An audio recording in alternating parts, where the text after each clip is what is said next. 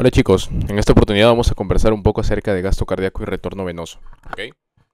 Doctores, cuando hablamos nosotros de gasto cardíaco, lo primero que nos importa saber es la definición. ¿Sí? ¿Cómo se define gasto cardíaco? Gasto cardíaco, chicos, está definido, ¿sí?, como el volumen de sangre, ¿sí?, que es capaz de bombear el corazón hacia la aorta en un minuto. Esa es la definición como tal. ¿Cuánta sangre bombea el corazón hacia la aorta en un minuto? ¿Sí? Y tiene otra definición. Tiene dos definiciones más. Cantidad de sangre que fluye por la circulación, ¿sí?, y la suma de todos los flujos sanguíneos tisulares.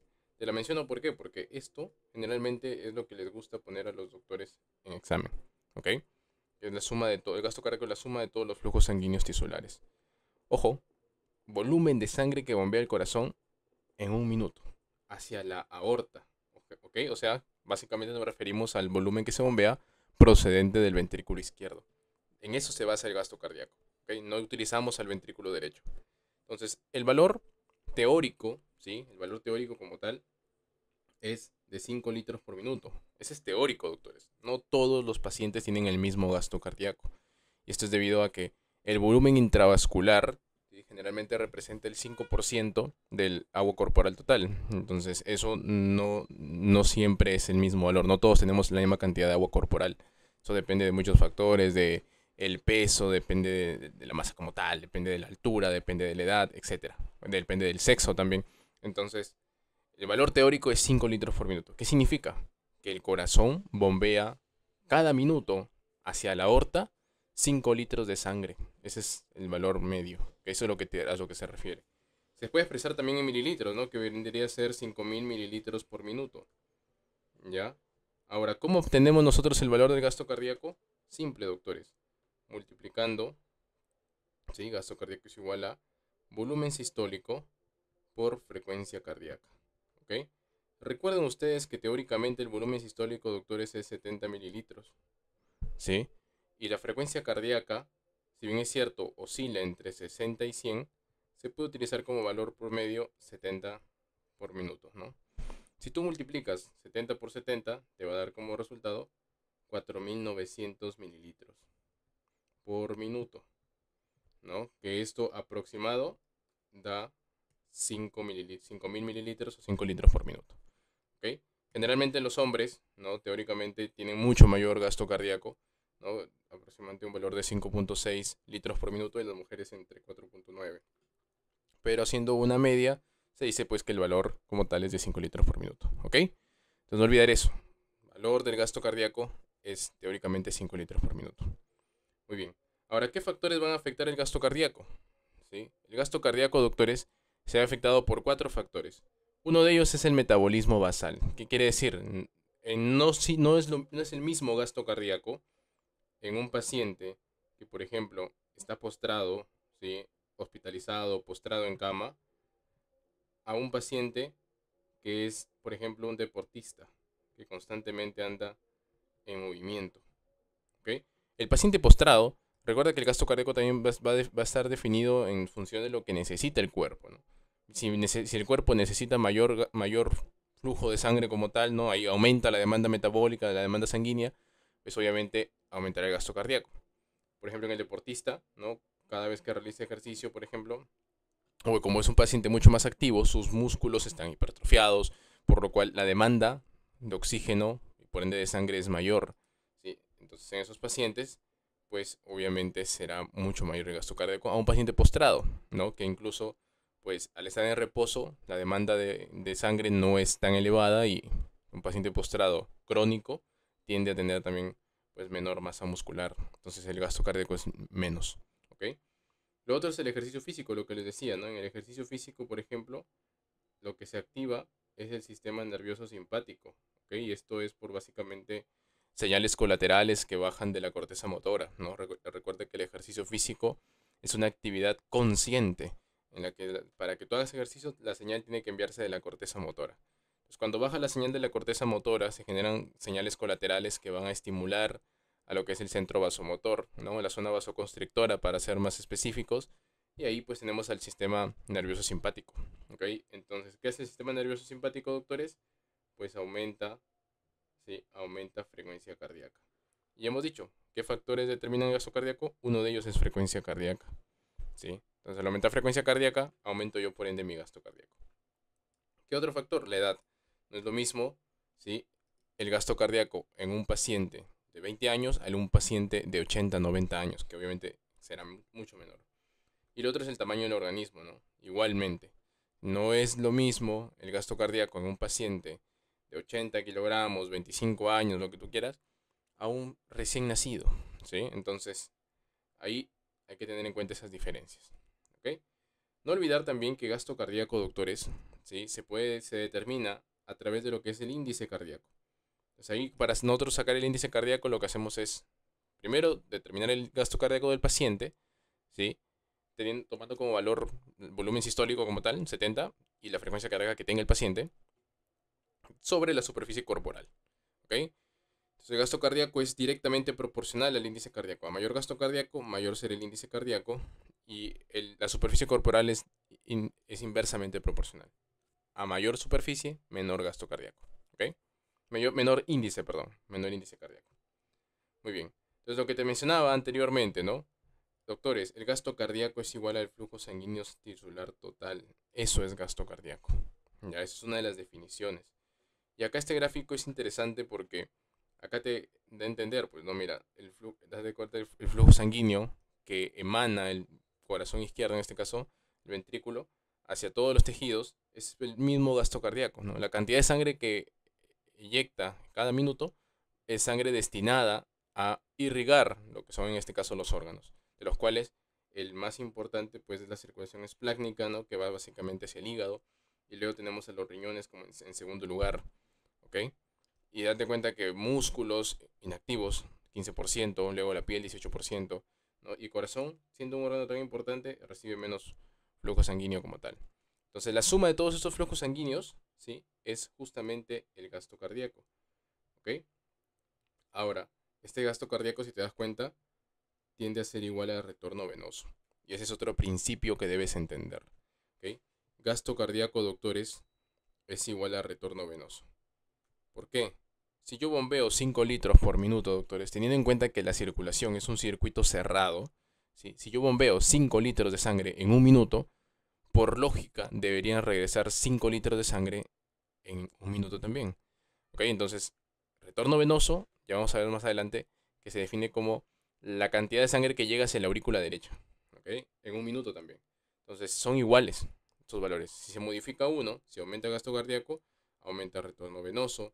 Si disminuye el retorno venoso, disminuye el gasto cardíaco y viceversa. ¿Ok? Estos factores que se modifican generalmente de la misma forma. Ahora, no olvidar, ¿sí? Para efectos de justamente hacer un recordaris, que el gasto cardíaco, doctores, forma parte de la fórmula, valga la redundancia, de la presión arterial. Recuerden que es gasto cardíaco por resistencia vascular periférica, ¿ok? Entonces, este gasto cardíaco puede estar afectado por el retorno venoso, ¿no? Menor retorno venoso, menor gasto cardíaco, menor presión arterial, ¿no? Menor frecuencia cardíaca, menor gasto cardíaco, menor presión arterial. Entonces, date cuenta de esa relación que tiene el gasto cardíaco con la presión arterial, ¿ok? No olvidar eso. Ahora, si bien es cierto, ambos factores forman parte de o determinan la presión arterial, ya es también conocido que la resistencia vascular periférica influye, doctores, sobre el gasto cardíaco. ¿Ok? Porque estamos diciendo que gasto cardíaco es la cantidad de sangre que el corazón bombea hacia la aorta en un minuto. Pero esta cantidad de sangre que se bombea hacia la aorta en un minuto puede estar aumentada o puede estar disminuida por diversos factores. Entonces, ahí entra la resistencia vascular periférica. ¿Qué factores que aumentan o disminuyen la resistencia vascular periférica van a generar pues una alteración del gasto cardíaco? Por ejemplo, doctores, los pacientes con anemia, ¿sí? En los pacientes con anemia, donde hay, por ejemplo, una disminución de la viscosidad sanguínea, ¿sí? Hay una disminución de la viscosidad, la sangre viaja más rápido, es que es menos viscosa. Y al viajar más rápido significa que en un minuto va a llegar mayor cantidad de sangre hacia el corazón, hacia la vena cava, y a través de la vena cava hacia la aurícula derecha. ¿Ok? Entonces, por ese motivo, al disminuir la viscosidad, aumenta, doctores, el retorno venoso. Y al aumentar el retorno venoso, lo que dijimos anteriormente, por ende, aumenta el gasto cardíaco. Por eso es que la anemia genera un aumento del gasto cardíaco.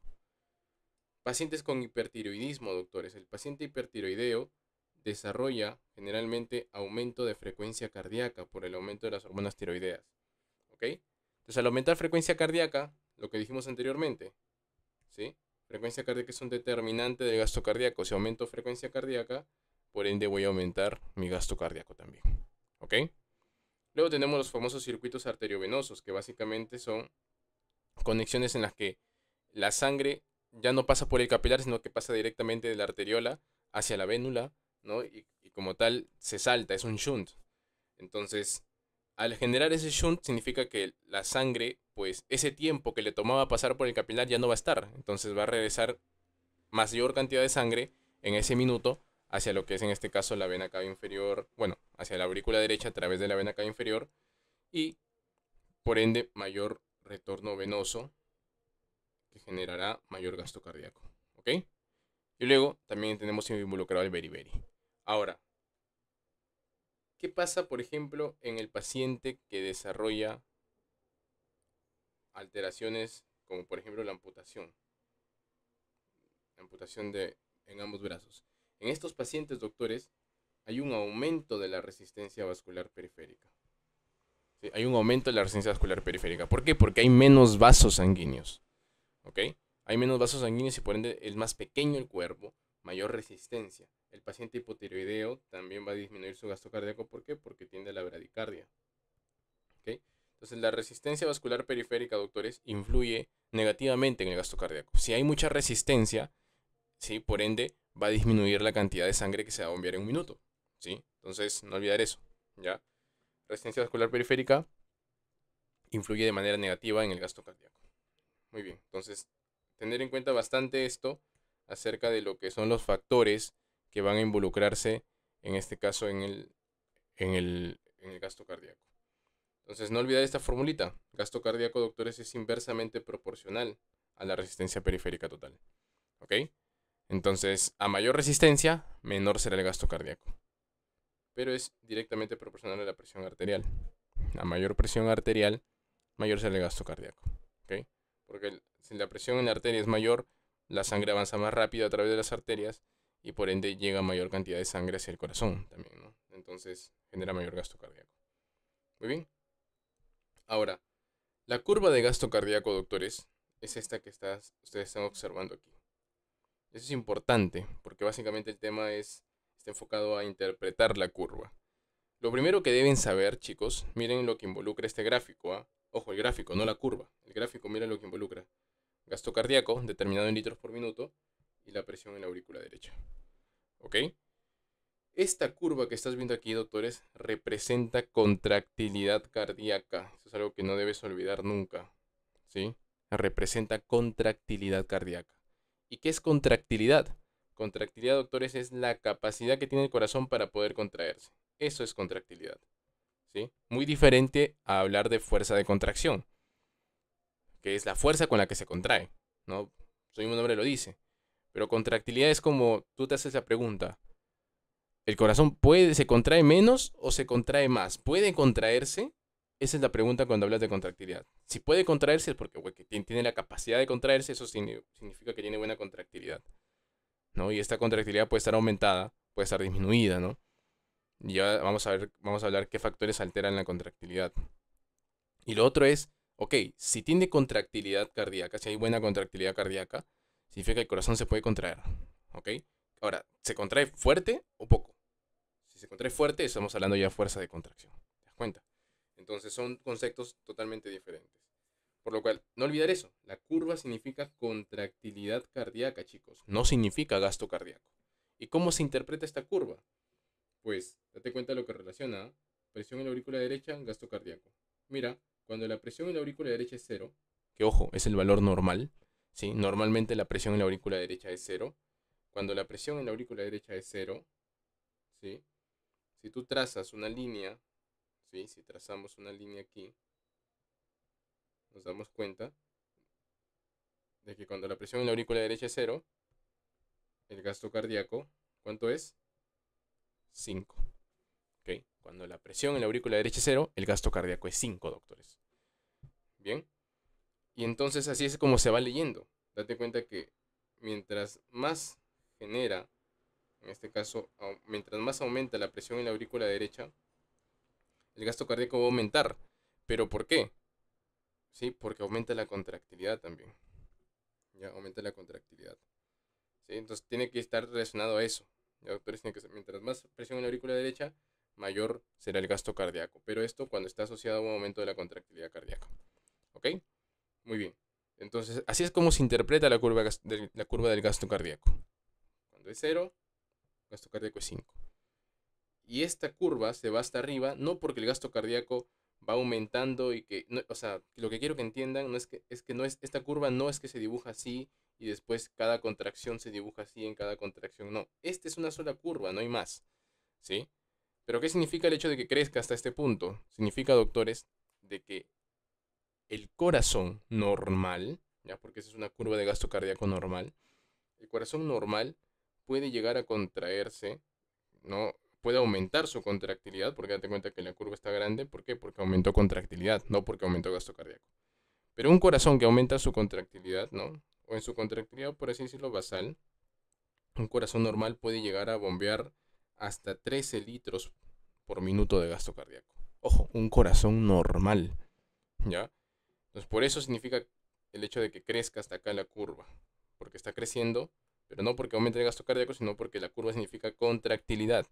Entonces un corazón normal puede aumentar su capacidad de contracción, ¿sí? Y bombear hasta 13 litros por minuto. O sea, si le llegan 13 litros por minuto, puede bombearlos.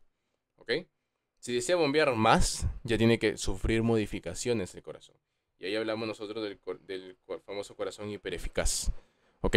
¿Cuándo hablamos de un corazón hipereficaz? Doctores, hablar de un corazón hipereficaz significa que es un corazón que aumenta su contractilidad.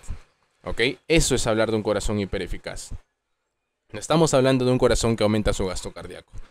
Porque el aumento del gasto cardíaco puede darse en un corazón que no necesariamente es hipereficaz, ¿no? Hemos dicho nosotros que cuando la presión en la aurícula derecha es 0, el gasto cardíaco es 5, y este corazón es un corazón normal. Pero este mismo corazón normal, ¿sí? Puede llegar a bombear hasta 13 litros por minuto de gasto cardíaco, ¿no? Puede bombear hasta esa cantidad, y no necesariamente es un corazón hipereficaz. Entonces, ¿cuándo nosotros hablamos de corazón hipereficaz? En dos situaciones, chicos. Solamente en dos situaciones. Cuando hay una estimulación simpática y cuando hay una hipertrofia del músculo cardíaco. Solo si están presentes esas dos variables, tú podrás hablar de que el corazón es hipereficaz. ¿Y qué significa hipereficaz? Que el corazón ha aumentado su contractilidad. Y solamente en esos casos, chicos, solamente en esos casos, porque a ti en este tema se basa en que tú sepas modificar las curvas de gasto cardíaco y retorno venoso. O sea, que sepas cuándo vas a hacer que esta curva sea más grande en las diferentes situaciones que te van a poner como problemas. ¿Ok? Entonces, ¿cuándo vas a hacer la curva más grande del gasto cardíaco? Solamente cuando exista estimulación nerviosa, simpática, o cuando exista una hipertrofia del músculo cardíaco. Solamente en esas dos situaciones, ¿sí? El corazón se hace hipereficaz y la curva de gasto cardíaco crece. ¿Sí? En otras situaciones no. Y eso lo vamos a aprender nosotros cuando hablemos de cada una de las situaciones fisiopatológicas. Entonces, recordar eso, ¿ya? La estimulación simpática, doctores, puede aumentar hasta el 25 litros por minuto el gasto cardíaco, ¿no? Porque aumenta la contractilidad, ¿no? Date cuenta hasta dónde llega la curva, hasta 25, ¿sí? Aumenta la contractilidad. Mientras que la hipertrofia cardíaca, ¿sí? Aumenta lo que es la masa de un 50-75%. Y esto, pues, si se juntan estimulación simpática más hipertrofia, el corazón puede bombear hasta 40 litros por minuto. Un corazón hipertrofiado y que además está estimulado por el sistema nervioso simpático, es un corazón que puede bombear hasta 40 litros por minuto. ¿Sí? Pero lo que quiero que te lleves aquí es cuándo yo voy a hacer que la curva del gasto cardíaco crezca, cuándo la voy a dibujar más grande. Solamente, doctores, cuando exista estimulación simpática o cuando exista una hipertrofia del músculo. No en ninguna otra situación lo voy a hacer. ¿Ok? No olviden eso, por favor. Así como hay corazón hipereficaz, también habrá un corazón hipoeficaz. Entonces, ¿cuándo yo hablaré de un corazón hipoeficaz? yo hablo de un corazón hipoeficaz, ¿sí? Y por ende voy a dibujar mi curva de gasto cardíaco más pequeña. Y ya sabes lo que significa la curva de gasto cardíaco. Si estamos diciendo que la curva del gasto cardíaco significa contractilidad, entonces esta curva se va a dibujar más pequeña en todas aquellas situaciones en las que la contractilidad del corazón disminuya. Y recuerden la definición de contractilidad, ¿ok? ¿Qué es contractilidad? La capacidad que tiene el corazón para contraerse. Entonces, en las situaciones donde la capacidad de contraerse del corazón se vea disminuida, es que la curva la hará más pequeña, ¿ok? Y aquí sí hay muchas otras situaciones, no más que en el corazón hipereficaz. ¿Qué cosas pueden hacer que la contractilidad cardíaca disminuya? Por ejemplo, el bloqueo de vasos coronarios, ¿sí? Que va relacionado justamente a lo que es, en este caso, la hipoxia cardíaca, ¿sí? Si yo bloqueo los vasos coronarios, puedo predisponer al paciente a un cuadro de hipoxia y por ende un infarto agudo de miocardio. Entonces, en el paciente que sufre un infarto agudo de miocardio, ¿qué pasa? El tejido muere, doctores, se lesiona, ¿sí? Después produce necrosis y muere, pero se lesiona. Significa de que del 100% de músculo que tenía, ahora tengo tal vez un 80%. Por ende, si mi corazón con el 100% de músculo mantenía una contractilidad adecuada, ahora que tiene 80%, obviamente la contractilidad disminuye. Entonces, el bloqueo de los vasos coronarios, que te predispone a un infarto agudo de miocardio, ¿sí? Te lleva a una disminución de lo que es en este caso la contractilidad. Y ahí la curva baja drásticamente, baja así. Depende también del grado del infarto. ¿Ok? Otro, lo que es la cardiopatía valvular, ¿sí? Y esto es básicamente porque pacientes, dependiendo de la cardiopatía que se genere, ¿no? Si yo, por ejemplo, vamos a hablar en este caso de una estenosis.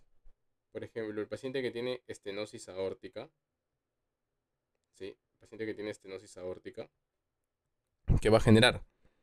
Pues el paciente que tiene estenosis aórtica, a la larga, como está esa válvula aórtica que no se abre de manera adecuada, genera un aumento de la resistencia, es un aumento de la resistencia a la salida de sangre desde el ventrículo izquierdo. A la larga, de manera crónica, el ventrículo izquierdo se hipertrofia, ¿sí? Porque dice, ok, si no tengo la fuerza suficiente, voy a aumentar mi músculo para hacer que mi sangre salga hacia lo que es en este caso, pues la aorta. Entonces se genera un cuadro de hipertrofia ventricular y esta hipertrofia pues es aumento de músculo, pero no aumentan los vasos sanguíneos. Entonces el paciente con estenosis aórtica que no se trata tiene un corazón hipertrofiado, ¿sí? Con una vasculatura que se conserva como si fuese un corazón normal. Entonces hay un aumento de demanda porque hay más músculo, pero la misma cantidad de vasos que antes. Por ende, predispone al paciente igual a un infarto agudo de miocardio. Va a generar en cualquier momento un desbalance entre la demanda y lo que es en este caso la oferta. Igual pasa con el aumento de la presión arterial crónica, ¿sí? Te predispone a un infarto agudo de miocardio por el simple hecho de que va a generar una hipertrofia concéntrica como mecanismo compensatorio. ¿Sí? Recuerda que la hipertrofia del corazón existen dos tipos. Existe una hipertrofia concéntrica, vamos a hacerlo acá que está blanco, una hipertrofia concéntrica y una hipertrofia excéntrica. ¿Ok? Entonces, ambos son mecanismos compensatorios, pero lo que varía es el estímulo. La hipertrofia concéntrica, doctores, es cuando hay un aumento, ¿sí? De presión, o sea, una sobrecarga de presión. Por ejemplo, la hipertensión arterial. La excéntrica ocurre cuando hay una sobrecarga de volumen, ¿ya? De volumen. Por ejemplo, en la insuficiencia aórtica. La sangre sale y como no se cierra bien la válvula aórtica, regresa. Eso al hacerse crónico, pues hace que el corazón más bien se genere una hipertrofia excéntrica porque dice, ok, si con mi musculatura normal bombeo mis 70 mililitros y se me regresan 40, no sirve, entonces necesito más espacio para bombear más sangre y eso genera pues una hipertrofia de tipo excéntrica, se dilata el corazón. En ambos casos crece, la diferencia es cómo crece, por qué crece. En el caso en el caso de la sobrecarga de presión, crece hacia adentro, hipertrofia concéntrica. En el caso del volumen, crece porque las paredes se hacen más delgadas y el espacio es más grande, hipertrofia excéntrica. En ambos casos, doctores, al final, como mecanismos compensatorios que son, siempre caen. ¿Ya? En ambos casos, el paciente termina en un infarto agudo de miocardio que lo predispone a una insuficiencia cardíaca. ¿Ok? No olvidar eso. Otro, la miocarditis, ¿no? La miocarditis también, dependiendo de qué tan grave sea la miocarditis, va a afectar la contractibilidad cardíaca. Lo otro es el taponamiento cardíaco. El taponamiento cardíaco, doctores, ocurre porque se genera, en este caso, un aumento de líquido pericárdico, ¿sí? Entonces, eso genera una alteración de la diástole. El corazón, como está apretado por ese líquido aumentado en el pericardio, pues no se puede distender, ¿no? La diástole se ve afectada. Entonces genera un cuadro de taponamiento, es taponamiento. No hace buena diástole y si no hay buena diástole, no hay buena sístole. Entonces, al alterarse la diástole, se afecta la contractilidad cardíaca. ¿Ok? Luego tenemos la inhibición de la estimulación simpática, también genera una disminución de lo que es la curva del gasto cardíaco, ¿sí? La cardiopatía congénita y alteraciones metabólicas como el hipotiroidismo. ¿Ok? Y las arritmias de igual manera, ¿ya? Entonces, todos estos factores que están aquí son aquellos factores en los que si están presentes, yo voy a dibujar la curva del gasto cardíaco más pequeña. ¿Ok? La voy a bajar. Y otra cosa que afecta el gasto cardíaco, como hemos dicho, está relacionado a lo que es el retorno venoso. El retorno venoso es directamente proporcional al gasto cardíaco. Entonces, si disminuye el retorno venoso, también va a disminuir por ende el gasto cardíaco, doctores. ¿Ok? Ahora, ¿qué cosas disminuyen el retorno venoso? Por ejemplo, hipovolemia disminuye el retorno venoso. La vasodilatación venosa, ¿no? Por el hecho de que si hay vasodilatación venosa, acuérdate que las venas tienen una gran compliance, ¿no? Tienen esa gran capacidad de almacenar grandes cantidades de sangre. Son reservorios. Si hay vasodilatación, la sangre se queda estancada en la nivel venoso y no llega nunca al corazón. ¿Okay? Obstrucción de grandes venas también porque al aumentar la resistencia debido a esta obstrucción, pues hay menos retorno venoso. La disminución de la masa tisular es otro factor y el otro es la disminución del metabolismo. ¿Ok? Entonces, son factores que generan disminución del retorno venoso y por ende disminución del gasto cardíaco. ¿Ya, chicos? Pero que son factores que estos de aquí no van a hacer que tu curva baje. Ojo, ¿eh? No hacen que la curva baje. Lo único que haría que la curva baje son aquellos factores en los que se ve afectada directamente la capacidad de bombeo del corazón. ¿Ok? Estas no. Estas de acá disminuyen el gasto cardíaco. Sí, pero recuerda que el gasto cardíaco no necesariamente, para que se vea disminuido, no necesariamente tienes que hacer la curva más pequeña. Porque si el gasto cardíaco es este punto de encuentro entre la presión y acá este nivel de gasto, ese es el gasto cardíaco. Si yo lo pongo acá a este punto, significa que el gasto cardíaco está aumentado. Y para decir que el gasto cardíaco está aumentado, no tuve que hacer la curva más grande, solamente tuve que subir este puntito. ¿Ok? Entonces tengan en cuenta eso. Ya lo vamos a entender eso más con la práctica. ¿Ok? Otro factor es justamente la presión externa también que afecta al gasto cardíaco. ¿A qué se refiere, doctores? Que, por ejemplo, normalmente la presión intrapleural, ¿sí? O intratorácica es -4. Eso tengan en cuenta. Cuando la presión es -4, yo tengo una presión en la aurícula derecha de 0 y el gasto cardíaco es 5. ¿Ok? Entonces, ¿qué pasa? Si la presión es -4, ¿ya? Cuando yo inspiro, por ejemplo, cuando realizo la inspiración, mi presión se hace más negativa, la presión intrapleural.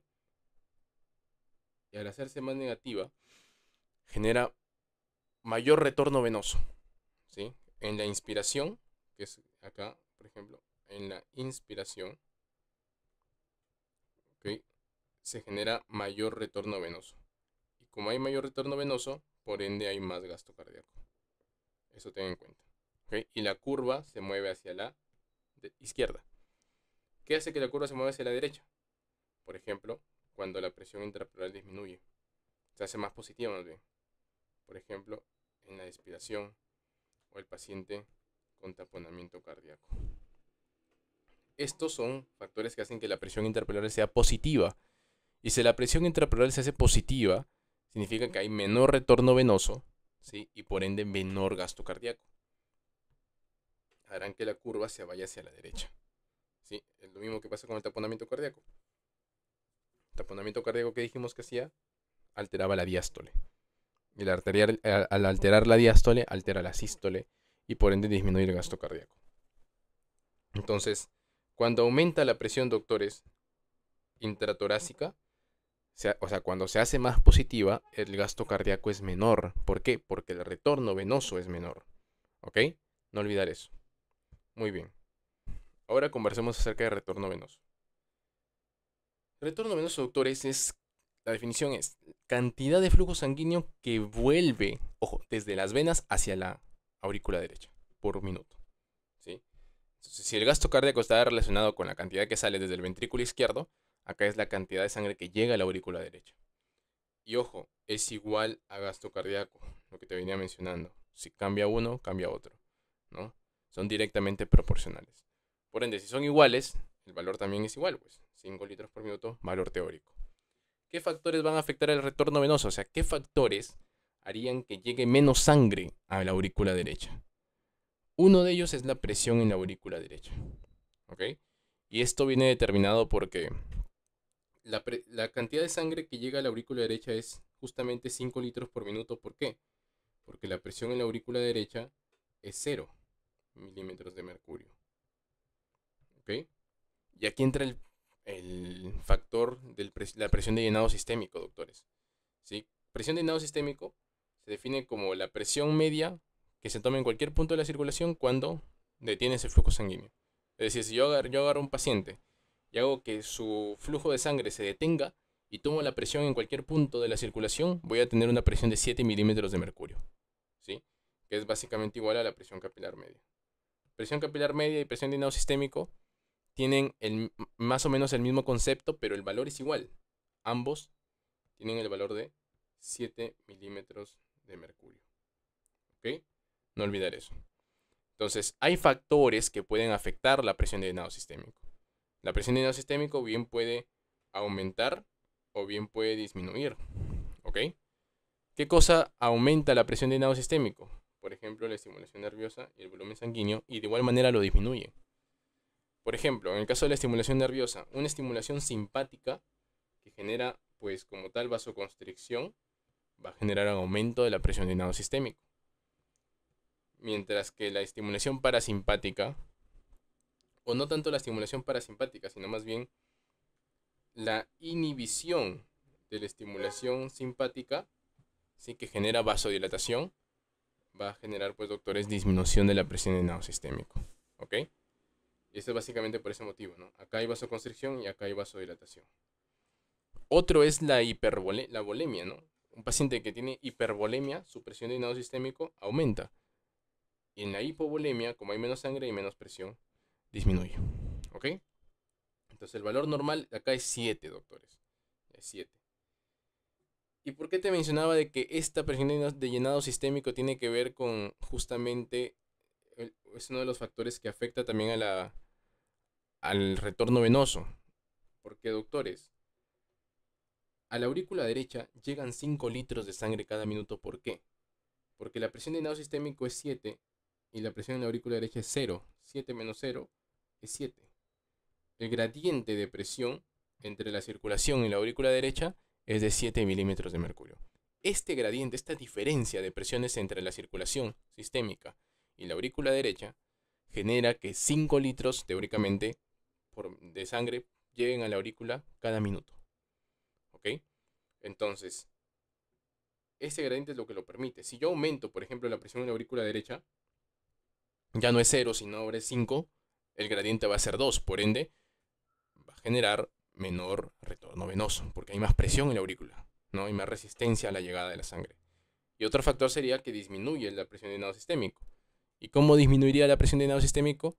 Bien porque hay vasodilatación o bien porque hay un cuadro de hipovolemia, que también generaría, ya no sería 7, sino tal vez sería 5, tal vez sería 4. Entonces el gradiente de presión disminuiría, ¿sí? Entonces, y obviamente generaría menor retorno venoso. Por ende, no se olviden, a mayor gradiente, mayor retorno venoso. A menor gradiente, menor retorno venoso. Son directamente proporcionales. Otro factor que afecta a lo que es el retorno venoso es la resistencia al flujo sanguíneo. ¿Ok? Por eso es que el retorno venoso está determinado por esta fórmula. ¿Ya, chicos? Que es presión de llenado sistémico menos presión en la aurícula derecha, que venía a ser el gradiente de presión del que hemos hablado, sobre resistencia al retorno venoso. Mira, la resistencia al retorno venoso es inversamente proporcional al retorno venoso. O sea que a mayor resistencia, menor será el retorno. ¿Ok? Entonces cualquier cosa que aumente la resistencia al retorno venoso, un tumor que esté comprimiendo la vena cava, por ejemplo, cualquier cosa de esas va a generar un menor retorno venoso como tal y por ende también un menor gasto cardíaco, ¿no? Pero son cosas que afectan al retorno venoso, harán que llegue menos sangre a la aurícula derecha en un minuto, ¿ok? Entonces no olvidar eso, mira. Incluso este gráfico, date cuenta, te pone cómo varía, cómo se genera el cambio de retorno venoso con las variaciones de la presión de llenado sistémico, ¿no? Te dice, oye, mira, la presión de llenado sistémico si es 7, ¿sí? Esta curvita te la presento en la curva de retorno venoso. Ojo, esta curva, a diferencia del gasto cardíaco, esta curva sí significa retorno venoso. No es como la del gasto cardíaco que significa, que se llama curva de gasto cardíaco, pero que significa contractilidad. Acá sí significa retorno venoso. Entonces, ¿por qué, doctores, termina? Mira los factores que involucra: presión en la aurícula derecha y retorno venoso. ¿Qué te da a entender? Cuando la presión en la aurícula derecha es 0, que es el valor normal, tú proyectas el retorno venoso es 5. ¿Ok? Si la presión en la aurícula derecha es 0, el retorno venoso será 5. Ya te expliqué el por qué, ¿no? Por este gradiente de presión. Ahora, si la presión en la aurícula derecha va subiendo, el retorno venoso va disminuyendo. ¿Sí? Y es por esto que te mencionaba. De tal manera que si llega a 7, porque acá está el valor 7 implícito, si llega a 7, con una presión de llenado sistémico de 7, el retorno venoso es 0. Claro, porque si la presión de llenado sistémico es 7 y la presión en la aurícula derecha es 7, 7 menos 7, 0. No hay gradiente, por lo tanto no hay retorno venoso. Pero si, por ejemplo, tenemos una presión de llenado sistémico de 14, date cuenta que con una presión de llenado sistémico de 14 y una presión en la aurícula derecha de 0, date cuenta cómo aumenta el retorno venoso. ¿Por qué? Porque acá es 14 y acá va a ser 0. Por ende, el gradiente es 14. ¿Sí? Hay más gradiente, mayor retorno venoso. ¿Sí? Mayor gradiente, mayor retorno venoso. Y si la presión de llenado sistémico disminuye, igual acá, mira, 3.5. Acá presión en la aurícula derecha es 0 y acá menor retorno venoso, porque son directamente proporcionales. Y si, por ejemplo, la presión en la aurícula derecha se vuelve 3.5, cuando la presión de llenado sistémico es 3.5, obviamente hay 0 retorno venoso porque no hay gradiente. ¿Ok? No olvidar eso entonces, doctores. Muy bien. Por último, hablemos acerca de la resistencia como tal, lo que les mencionaba, ¿no? Esta gráfica de resistencia. Mira, en este caso, ¿sí? En este caso, si te das cuenta, acá, la resistencia normal duplicada y a la mitad, ¿sí? Entonces, cuando la resistencia es normal, una presión en la aurícula derecha de 0 genera un retorno venoso de 5, ¿sí? Pero si se duplica, hay menor retorno venoso. Si hay menor resistencia, hay mayor retorno venoso, inversamente proporcionales. Ahora, ¿qué pasa si yo combino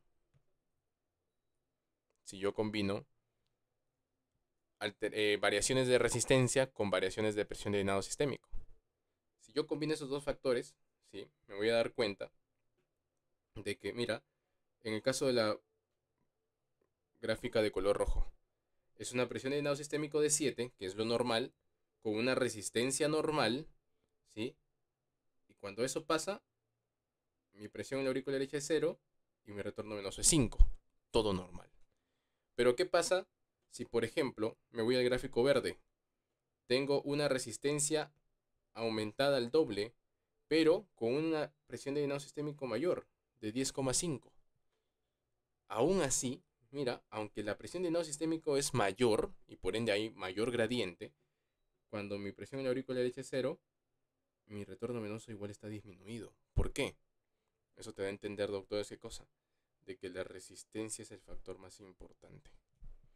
Tú puedes tener una presión de llenado sistémico altísima, ¿no? Por ejemplo, acá es 10,5 y si 10,5 menos 0, que es la presión de la aurícula derecha, tendría un gradiente de 10,5. Puede ser la presión sistémica, el gradiente más alto, pero si la resistencia está aumentada, el retorno venoso estará disminuido. Entonces la resistencia es la que manda, ¿ya? Por ejemplo, acá tenemos la resistencia al disminuido de la mitad, con una presión de llenado sistémico de 10. Acá tienes lo mejor, pues, ¿no? Tienes mayor gradiente, porque la presión de llenado sistémico es de 10, y menor resistencia. Y date cuenta cómo se eleva enormemente el retorno venoso. ¿Sí? Porque hay menos resistencia. La resistencia generó este cambio drástico. Mientras que en el de color negro tenemos 1/3 de la resistencia, o sea, mucha menor resistencia. ¿Sí? Y una presión de no sistémico de 2,3. Y aún así, aunque hay poco gradiente, mira, porque gradiente de 2,3, aún así tienes un retorno venoso un poquito mayor de lo normal. ¿Sí? ¿Por qué? Porque hay menos resistencia. Entonces la resistencia es el factor más importante. Ahora, estas curvas que hemos hablado de gasto cardíaco y retorno venoso, doctores, van juntas. Ya se grafican en una sola como estás viendo acá. Como son factores que son iguales, porque hemos dicho gasto cardíaco es igual a retorno venoso, date cuenta que al graficarlos va a haber un punto en el que se encuentran ambas curvas. Ese se llama punto de equilibrio, doctores. ¿Y qué te da a entender esto? De que cuando la presión en la aurícula derecha es 0, ¿sí? Tanto el gasto cardíaco como el retorno venoso es 5. Porque acá está gasto cardíaco y retorno venoso. Entonces, cuando la presión en la aurícula derecha es 0, el retorno venoso y el gasto cardíaco son 5. ¿Ok? Con una presión de llenado sistémico de 7. Entonces, cuando tú quieras, por ejemplo, graficar que el gasto cardíaco aumenta, no necesariamente vas a hacer que la curva crezca. Eso va a depender si, por ejemplo, te dicen, ok, hay hipertrofia, entonces la curva la haces más grande. Si te dicen, hay estimulación simpática, ok, la curva va más grande. Y como va la curva más grande, por ahí también habrá mayor retorno venoso y el punto de equilibrio se modifica. Entonces, lo que tienes que aprender tú es dónde colocar este punto de equilibrio. Si aumenta el retorno venoso, por ejemplo, esto va a pasar así. Aumenta el retorno venoso, mira, el punto de equilibrio se modificó. Y este punto de equilibrio, ahora, ¿qué te está diciendo? De que la presión en la aurícula derecha puede haber aumentado, ¿sí? Pero el gasto cardíaco y el retorno venoso también aumentaron. O sea, todo depende del punto de equilibrio, ¿sí? Para cuando quieras graficar que hay un aumento del gasto cardíaco. O sea, lo que quiero que te quede claro es eso. Que no necesariamente cuando tú quieras graficar aumento de gasto cardíaco vas a hacer la curva más grande. No, solamente tienes que modificar el punto de equilibrio. ¿Cuándo lo harás más grande? Cuando sea un corazón hipereficaz, ya sea por estimulación simpática o por hipertrofia. ¿Okay? Solamente en esos casos, en otros no.